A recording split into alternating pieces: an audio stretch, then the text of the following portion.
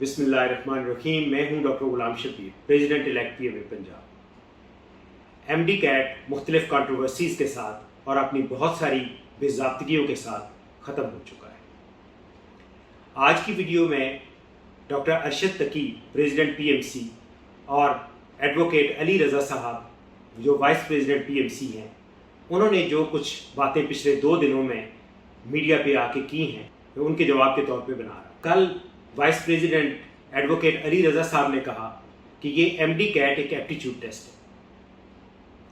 उनसे पूछना ये है कि ये एप्टीट्यूड टेस्ट की आपने मंजूरी कहाँ से ली? ना तो ये एक्ट में मौजूद है, ना ये कहीं और है। उनकी यादाश्त के लिए ये अर्ज़ करना है कि एमडी कैट शुरू हुआ था तकरीबन 2 डेकेड्स पहले, और उसकी रीज़न ये थी कि पाकिस्तान के अंदर मुख्तलिफ बोर्ड्स मुख्तलिफ तरह के स्टैंडर्ड्स के साथ पेपर्स बना रहे थे और चेक कर रहे थे। किसी बोर्ड में ज़्यादा मार्क्स आ रहे थे, किसी में कम आ रहे थे। तो चूँकि पाकिस्तान में ये वतीरा है कि जो हुक्मरान हैं वो एक गलती को दूसरी गलती से करेक्ट करना चाहते हैं, सो एमडी कैट इंट्रोड्यूस कर दिया गया।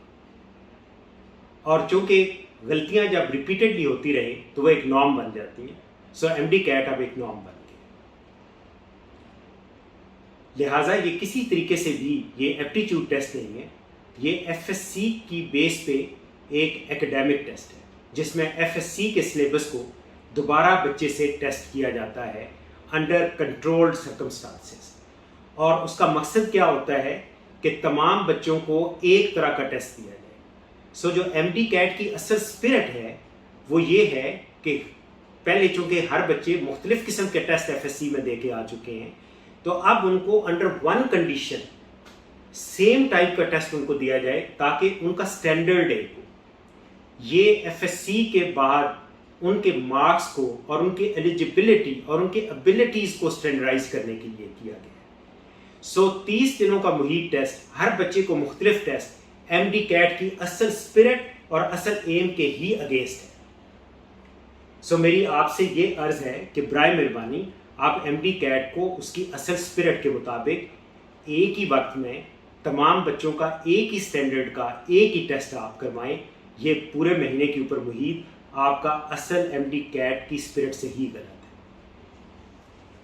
दूसरी बात, पिछले कई टॉक्स के अंदर प्रेसिडेंट पीएमसी डॉक्टर अरशद तकी साहब और कल vice president advocate Ali Raza साहब ने ये कहा कि एग्ज़ाम का रिज़ल्ट फाइनल होगा, क्योंकि ये तो अभी प्रोविजनल रिज़ल्ट है, फाइनल रिज़ल्ट हम देंगे पोस्ट एग्ज़ाम एनालिसिस के साथ। और कल अली रज़ा साहब एक एंकर को बड़ा अपनी तरफ से पढ़ाने की कोशिश कर रहे थे कि जनाब पूरी दुनिया में पोस्ट एग्ज़ाम एनालिसिस होता है और आपको ये पढ़ना चाहिए। आपकी खिदमत में ये अर्ज़ है कि post exam analysis of objective structured exams का ज़रूर होता है, लेकिन वो उस एग्ज़ाम की रिज़ल्ट अनाउंस करने के लिए नहीं होता, बल्कि ये फ्यूचर एग्ज़ाम्स को स्ट्रक्चर्ड करने के लिए और फ्यूचर एग्ज़ाम्स को प्लान करने के लिए होता है कि आपके आइंदा के एग्ज़ाम्स, उससे आप गाइडलाइन लें और आइंदा के एग्ज़ाम्स को और आप इम्प्रूव कर लें। Post exam analysis of objective structured exams का कभी भी उस प्रेजेंट एग्ज़ाम के रिज़ल्ट पे असर नहीं डलता। एक और बात जो कि आप लोगों ने की वो ये थी कि आउट ऑफ सिलेबस जो क्वेश्चंस हैं वो हम आउट कर देंगे। अभी तो 3-4 दिन पहले आपने एक प्रेस रिलीज़ अपनी वेबसाइट पे शाया की है और उसके ऊपर आपने ये फरमाया है कि आउट ऑफ सिलेबस तो है ही कोई नहीं क्वेश्चंस, क्योंकि बच्चे सिर्फ एलिगेशन लगा रहे हैं, किसी ने हमें बताया नहीं कि ये आउट ऑफ सिलेबस बीच में स्टेम्स हैं या क्वेश्चंस हैं। पहली बात ये कि बच्चे आपको कैसे बताएं। ट्विटर पे आपका अकाउंट है, आप ज़रा काइंडली ट्विटर अकाउंट को आप फीडबैक आप पढ़ लें। फेसबुक पे आपका पेज है, आप उसके ऊपर अपना फीडबैक पढ़ लें। लोगों ने आपको सिर्फ फीडबैक नहीं दिया हुआ, लोगों ने ऐसी ज़बान इस्तेमाल की हुई है जो गालियों के ज़ुमरे में आती है।